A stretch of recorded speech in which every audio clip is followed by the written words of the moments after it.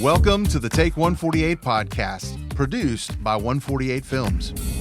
Join us as we explore video production, creative storytelling, and the real stories behind the lens. About to get real good. Josh, man, welcome to the Take 148 podcast. Hey, man, thanks for having me. I'm really excited to be here. Absolutely. So this has been a long time coming. Yep. Because we've talked a few times off and on, but I think it was, almost a year ago that you were in the studio for the first time. Yeah. So you guys had that podcasters event. That's where I first met you. And then, I don't know, maybe just a couple of weeks later, I got to run into you at a networking event called Coffee Break. And we really got to chat and talk about podcasting and all sorts of fun stuff. So yeah, I'm really excited to be in here. And we actually, at that event, we actually won time to record in this space. That's right. Pre-renovation. So we got the old look, but yeah, we got to do a couple hours in here, recorded a couple of really fun episodes, and just, yeah, it was a fun experience, and just glad to be back in here and now on y'all's podcast. Right? Yeah, I was telling you before we got on mics, like, you have the distinction of being the only guest so far on our podcast that has recorded their podcast here in this studio. Let's go. And yeah, you got Gen 1, the original. The OG. Yeah, the OG, before some of these beautiful upgrades here in the space. So glad y'all got to experience that. Yeah, and we got to see it then, got to see it now. So yeah, that's right. Cool. A little bit of transformation. Yeah. Okay. All right. So in our world of video production, I tell everybody there's a process we call pre-production. It's where we, figure out what the client needs. We take that creative vision and we tool it here in the studio, and then we get to a point where we get to production. So we're going to do a little pre-production on Josh Wilhelm. Let's go. All right. You ready? Yes, let's kind of rapid fire, lighthearted, fun stuff. Yeah. So first question, last book you've read. And you know what? I did my own pre-production research and did a little listening. And I was going to look up the name. I just call it the Orange Book. So John Mark Comer. It's the Relentless Elimination of Hurry, I think is the name of the book. Ooh. So it's all about like getting rid of just this like hectic lifestyle that we have in this country, and like getting back to Sabbath and stuff like that. Most people, if you say the Orange Book, they kind of know what that is. But I hate to say that's the last full book I read, because it's been a minute, but yes, that's the last one.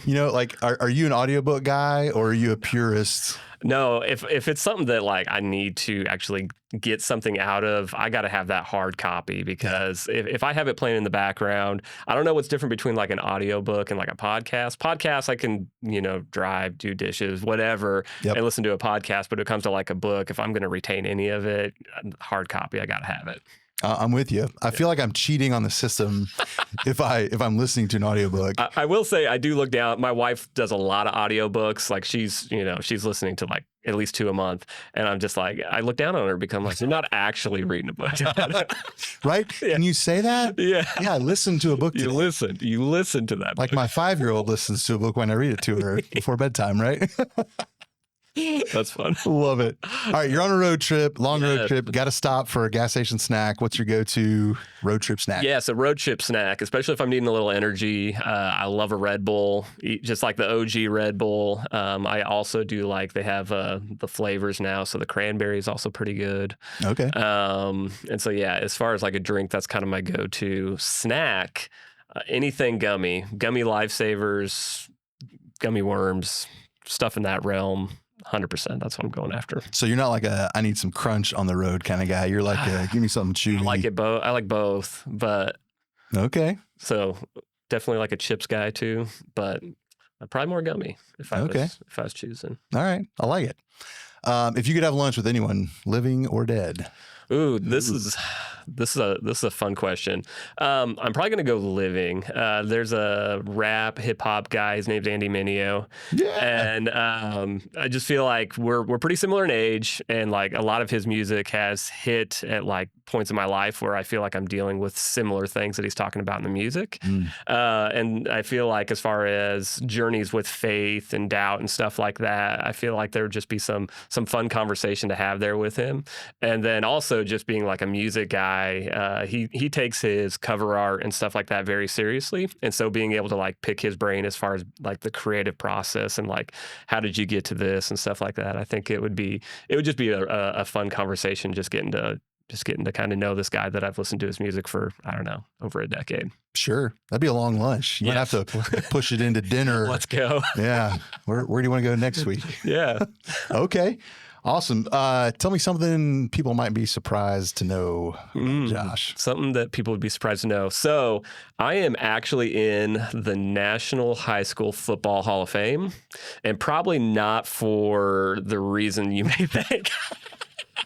Okay. So I grew up small town, so make a long story long. Grew up small town, played multiple sports, but played football.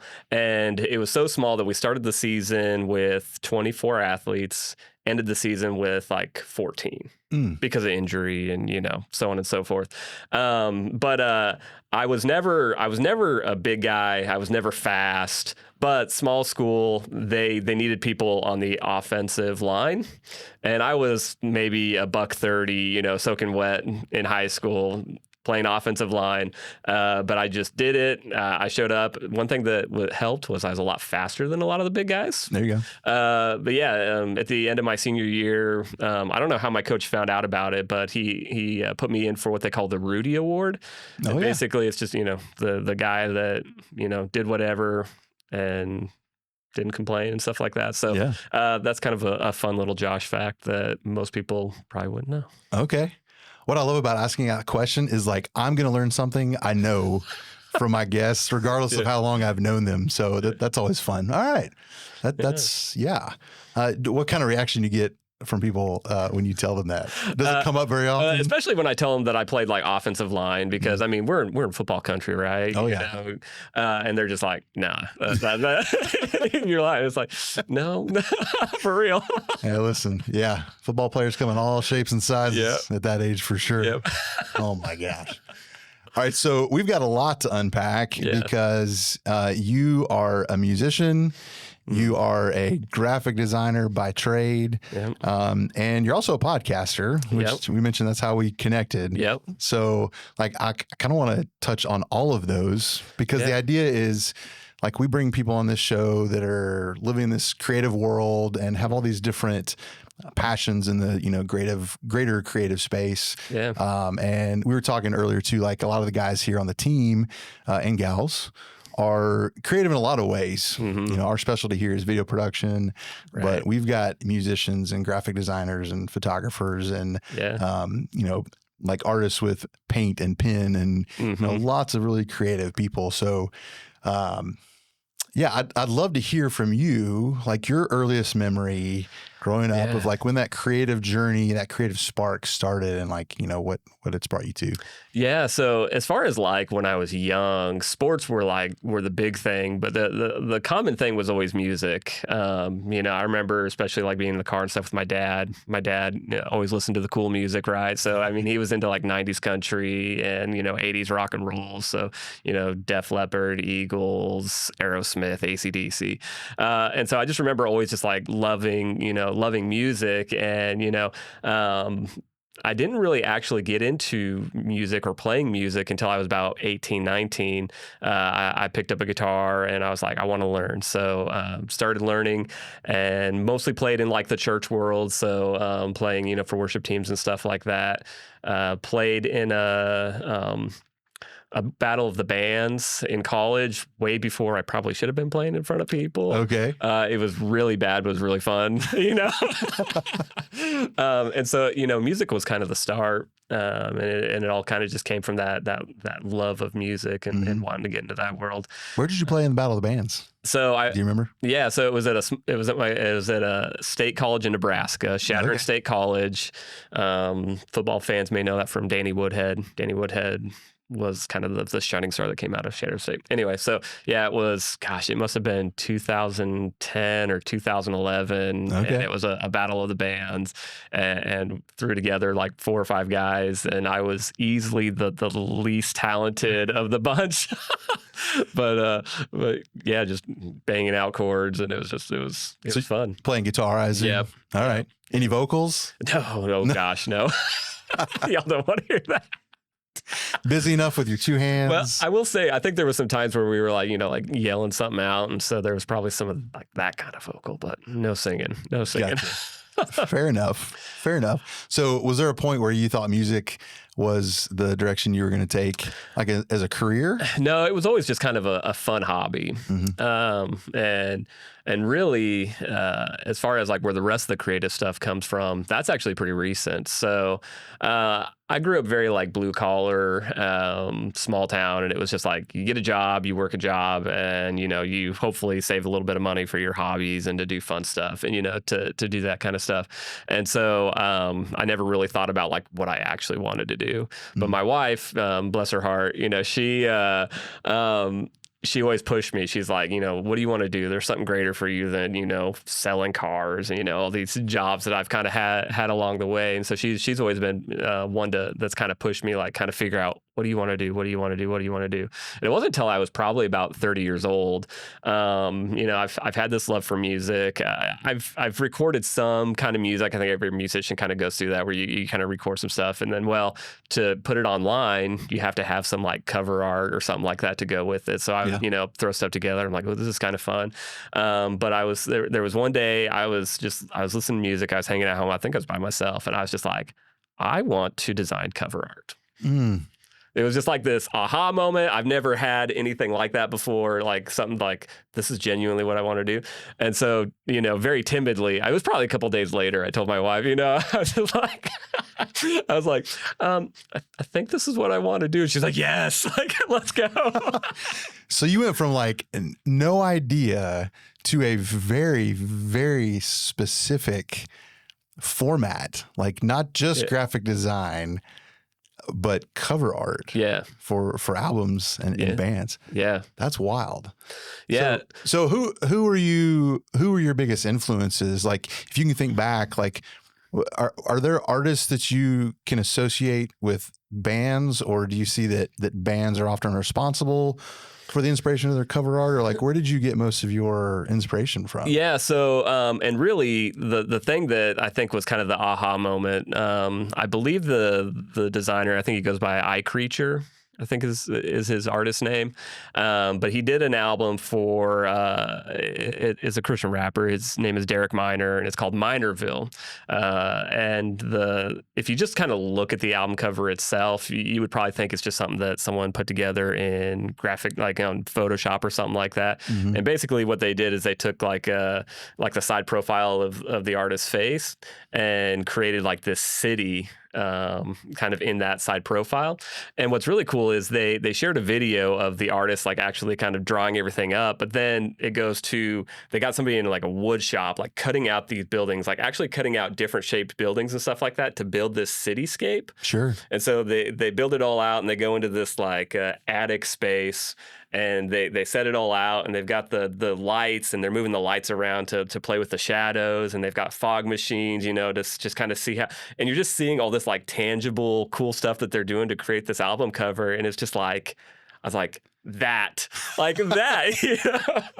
And so really that was kind of the biggest influence. And then just, there's lots of album covers out there that that I enjoy and could maybe say are kind of some inspiration stuff. But Boston, their original album, it's got the little spaceships, and mm-hmm. if you've ever looked close enough to it, they're actually guitars. I own it. So now I need to go home and look at it. Yeah. So okay. The little spaceships are actually guitars. And so it's just like, it's details like that I'm just like, yeah, like sure. That's the kind of stuff that gets me excited. And so it's just like, how can I, kind of have my own like, wow, kind of little things. And so that's, those are the things that I think probably give me more inspiration. All right. So what was your first big job as a graphic designer? Like when you kind of took on that challenge? Yeah. So my very first job, I've got a friend. His name's Brent. He actually had a recording studio here in Chattanooga for a while, and he was just like, "Hey, man," he's like, "I've got this project." He's like, "I'm not getting paid for it, but," he's like, "I know this is something you want to do. So if you want to, I'll give you all the information. I'll send you the song." He's like, "If you want to, put together, a piece of cover art for this, go for it." Cause he's like, "Otherwise I'm gonna have to do it for myself and it's gonna be terrible." And so I was like, "Oh, hopefully mine's not terrible," So that was actually it was a really cool exercise because I was like using apps on my phone to do some of the design stuff. Like I didn't even have Photoshop. I knew enough in that world to, even know how to work Photoshop. So I started and I had a really cool idea, and he's like, "Okay, I need it in this very specific file format, and I need it in this very specific size." And I'm like, "Let me figure that out."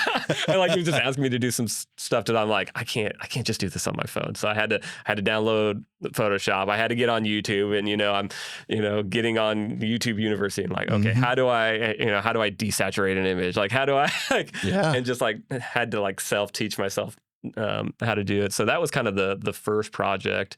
Biggest project, there's this band out of Cookeville called 8 Ball. They are like they're an 80s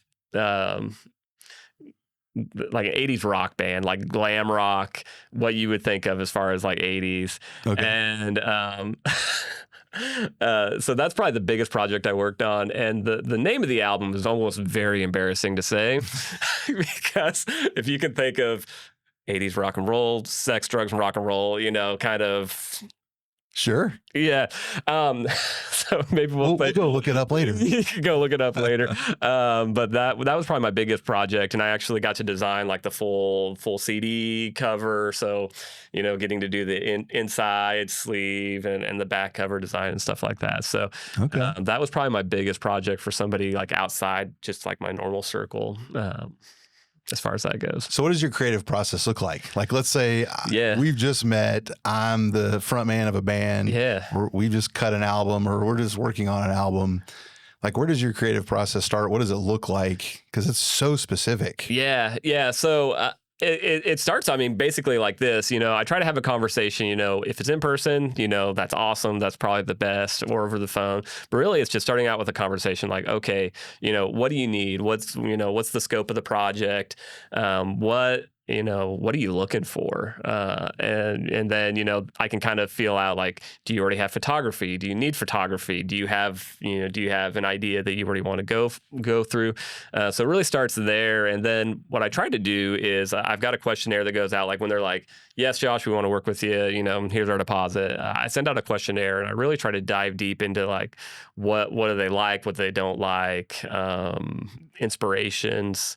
So, I really know what they're looking for. And then I lost where I was going there.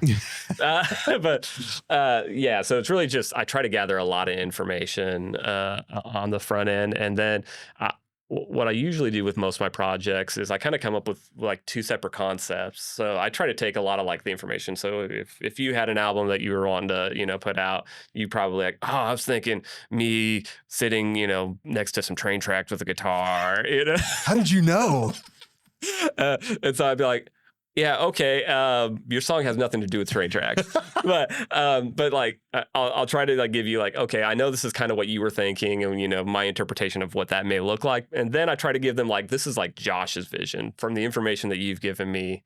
This is what I see, and this is why. And especially like with album covers and stuff like that, hearing the music, being able to hear the music, hear the words, hear like where this album came from and what they're trying to like the story they're trying to tell through it. I try to take all of that and bring it to life. That's kind of the fun part, is just taking that story and like, how can I visually tell that in a way that's going to make people go like, "Ooh, what is that?" Like, I want to stop and listen to that. And to be able to be like, "Oh, wow, that's way deeper than I thought it was." Yeah. So does your design approach change depending on the formats that this music's going to be published in? Like, we were talking about vinyl earlier, like vinyl in its heyday, there's just like these giant square billboards, right? And then now we live in a world where everything's electronic online and people can find stuff on streaming platforms. And so like, how do you see album art and like your approach to graphic design changing based on like where people can find this music? Yeah. So I think the best way to explain that is I just went to this record event. You know, there's a bunch of vendors and stuff like that, and I picked up this album. Don't know who it is, what it is, or anything like that, but it was this really cool, really awesome blue color, and it's textured. Like the whole design is very textured, and you know, in a physical format, I'm like, ooh, this is awesome because you can kind of touch it and you see the depths and stuff in it. That same album, when I pull it up on like Spotify or Apple or something like that, looks super flat and kind of boring. So in that instance where it's like, you're like, we want to be like, you know, have a really wow moment with like our physical package, you know, that's different than if you're in the like the streaming world and you're like, we need to grab attention, you know, first and foremost, and get people to stop because that, you know, there's so much like, it's just like, because I forget the statistics, but I think they said that there was 1 month this year where there was more music released in that 1 month than all of like 1988. Oh, wow. Or something like that. I probably really butchered that statistic, but it makes sense. Yeah. There's saturation. Yeah. And so it's just like, how do you get seen in that, you know, that sea of music? Sure. So yeah, I think that approach changes, you know, given those factors. Are you finding artists nowadays are going back to like physical formats for not the novelty, but just the classic nature of like vinyl, or probably cassette will never find its way back in, but like, are people releasing music in like vintage formats again? There's even like local artists that are releasing music on cassette tapes. Okay. So yeah, I think the physical format is back. I think people are so tired of like streaming formats and subscriptions and stuff. You don't own anything. Right. And if, you know, Spotify just disappears one day, like nobody's going to own any music. And people don't know anymore that what you're listening to is garbage from a quality standpoint. Like the sonic clarity, gone. Yeah. Throw a vinyl on, you're like, oh, that's what that's supposed to sound like. Yeah. And so I think there are a lot of people that are more drawn to that. And what's crazy, the vinyl thing is it's like own animal, because there are people that are buying up vinyl that don't even have a record player.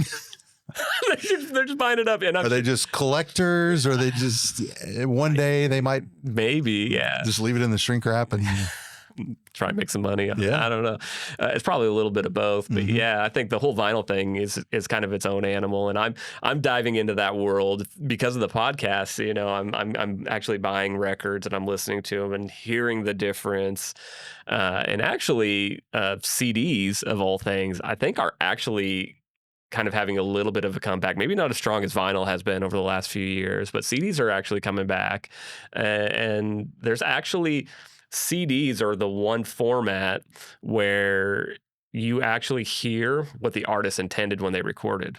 People will say that like vinyl is like the most true, but you get the pops and the clicks and that stuff is cool, and that warmth that it adds to the music, but that's not exactly what the artist intended. You get the most clear and like picture of what the music is on CD. So I think that there's a lot to be said about getting back into CDs, as with vinyl. I love the vinyl format just because that art is so big, right? And they call records or vinyl the poor man's art collection, because you know there's a lot of beauty in it, and you can have pieces of legit art for fractions of what you would pay for, you know, something on the wall in your house. Well, here's an idea. You heard it here first. I think you should start pitching large format jewel cases. Ooh, okay, let's go. Vinyl size, but you open it up and there's your standard size CD. Let's go. It's the best of both worlds, right? Come on. Sounds great. It looks amazing. Yeah. Art by Josh. Let's go. You know, the one thing about CDs too, do you remember like pulling out the booklets and flipping through the booklets and stuff like that? You kind of got that with the vinyl records. It was more of just like a one pull out. You didn't get the booklets. The booklets were pretty cool. And I got into like the design world a lot later in life. And so past kind of like my prime of owning a CD collection, but I can remember now flipping through those booklets, and there was a lot of detail and design work in those pieces too. Yeah. They were like, mini representations of that album cover art. Yeah. And so there was a lot more to it than even like a vinyl sleeve, because that designer needed to work with a multi-page booklet or whatever they wanted to put in the front end there. So yeah, and it's cool. The artists are having fun with these physical formats too. So it's been a couple years, but Jelly Roll had an album that came out 23, 24, maybe even later than that. And it's called like Whitslit Chapel. And one of his physicals actually came in. It was like a Psalms book. So it looked like, the choir Psalms book that you would get in a church or something like that. And when you open it up, it's got like photos and, hand-drawn stuff and written lyrics. And at the back was the CD. So you've got this whole like notebook where you're getting all this like really cool, extra content in the CDs in the back of that. I'm like, oh, that's awesome. that's brilliant. Yeah. It's a collector's piece. Yeah. Immediately. I unfortunately did not buy one when it first came out. I had to buy one on eBay and I paid double to get it. But that's one of those pieces like in my collection that I'm like, I love this. Like this thing is awesome. I'd love to see more stuff like that. Have you done a podcast on it yet? On that specific piece, I'm going to say kind of yes.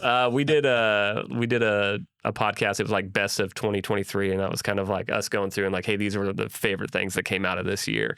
Talked about that piece. Didn't do an episode specifically on that. Okay. We did talk about it. All right. So speaking of the podcast, judged by the cover. Yes, that's it. I love the format because, like, just like you were saying, where so much music is being released nowadays, like the podcast market is super saturated. Yeah. And, I think it's difficult to stand out, but I love your format because you're a graphic designer, a passion for album art, and you literally sit down and talk about the background, the story behind album art, like going way back. I guess really focus on like the vinyl era and maybe some newer pieces, but like I love that format. So tell me about the podcast for the listeners that have never heard of it, and then like what the format is, where the inspiration came from, and obviously like how people can find it. Yeah. So judged by the cover, it now is me and a co-host, my buddy Phil.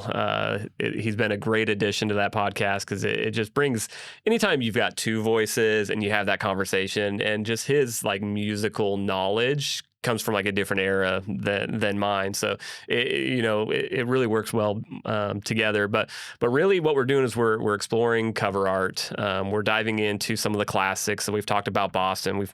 We've talked about Pink Floyd, The Wall, or not The Wall, Dark Side of the Moon. We've talked about some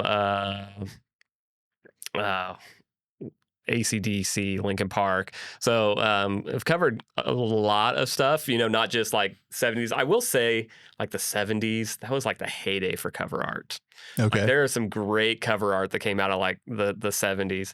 That's not saying that there's not other great, but late 70s, early 80s, that's kind of like prime. So we talk about a lot of that kind of stuff. So we're talking about the cover art. We're talking about the bands and the stories behind it and just any, cool facts that come along the way. But we also really like to focus on music discovery. So whether that's sharing local artists with people who may not be able to hear these people or know that they even exist. But I also like to just go bin digging, like I was just talking about, just finding stuff and just going like, what is this? And then being able to take that back, just kind of do a blind, like, dive into the music and go like, whoa, this is awesome, or like, oh, a little weird. Thankfully, on all the ones that we've done, kind of that deep dive, from something that we didn't know what it was, we found some great music. And so, yeah, it's just music discovery. It's talking about cover art. So if you like music, cover art, anything in that world, we kind of cover a lot of that stuff. And we talk about, the idea of like owning physical music and stuff like that. As well. So, yeah. Has Phil suggested that you guys ever break down any of your album art on your own podcast? Well, yes and no.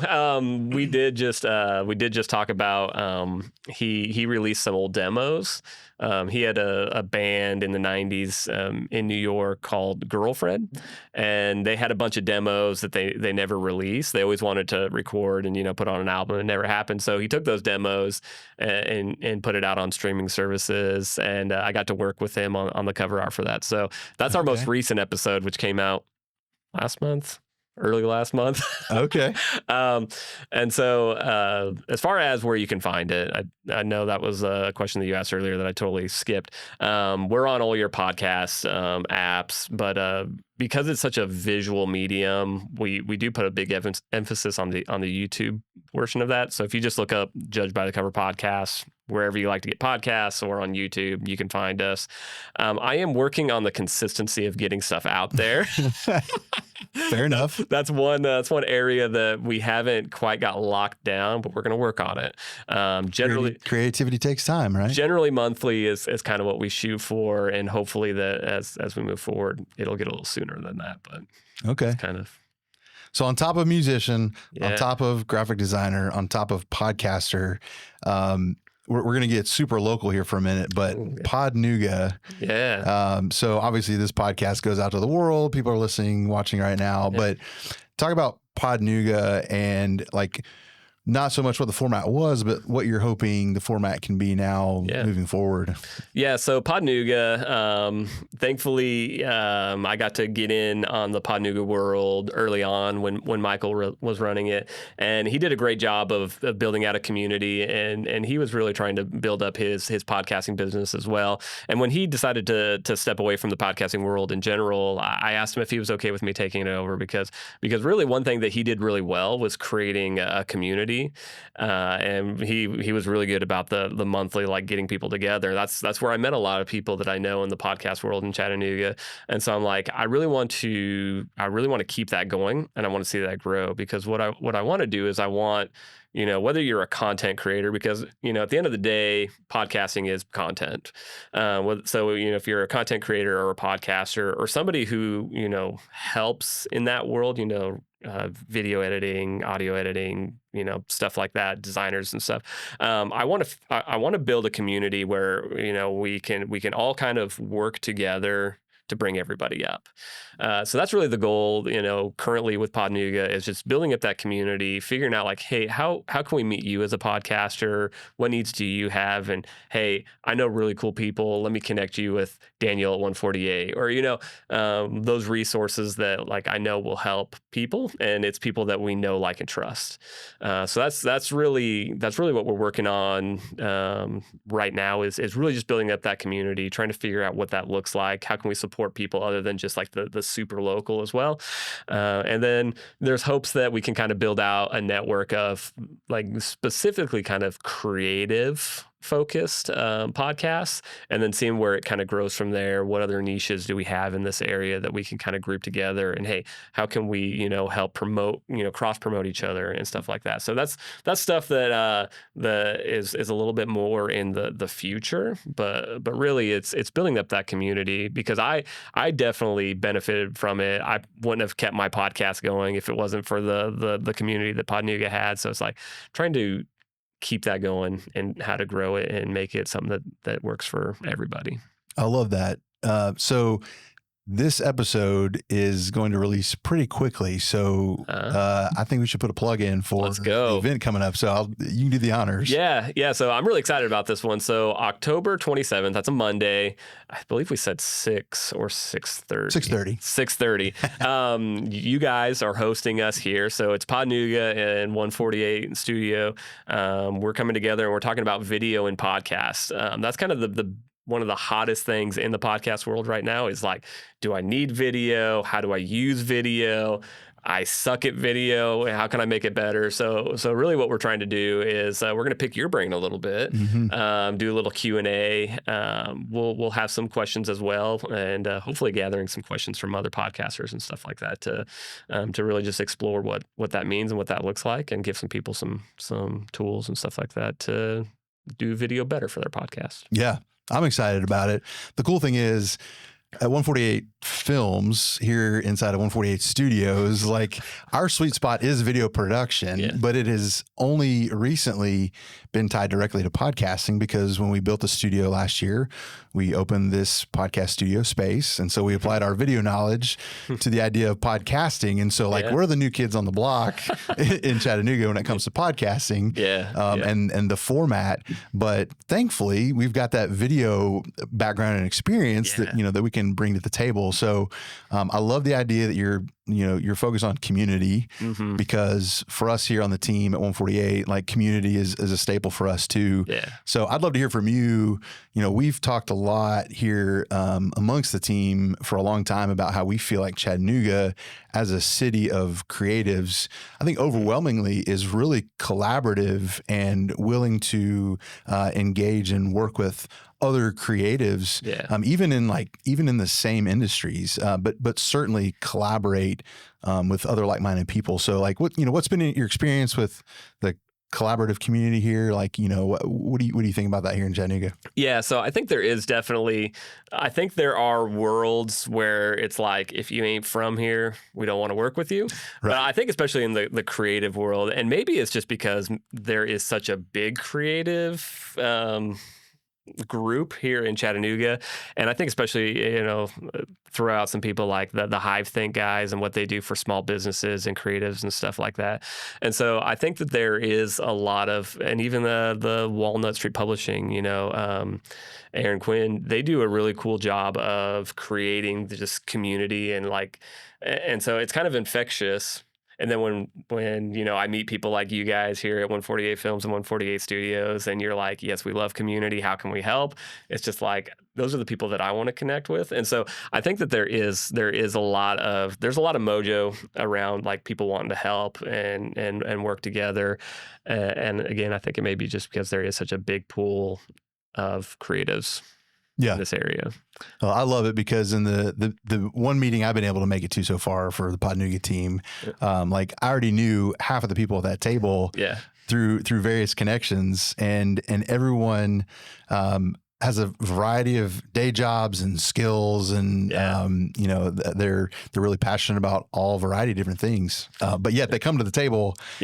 And the common theme there is podcasting. Yeah. And what's cool is the podcasting world. It's because the access point or the entry into podcasting is pretty low. Anybody, if you've got a phone and some time, you could technically start a podcast like right now.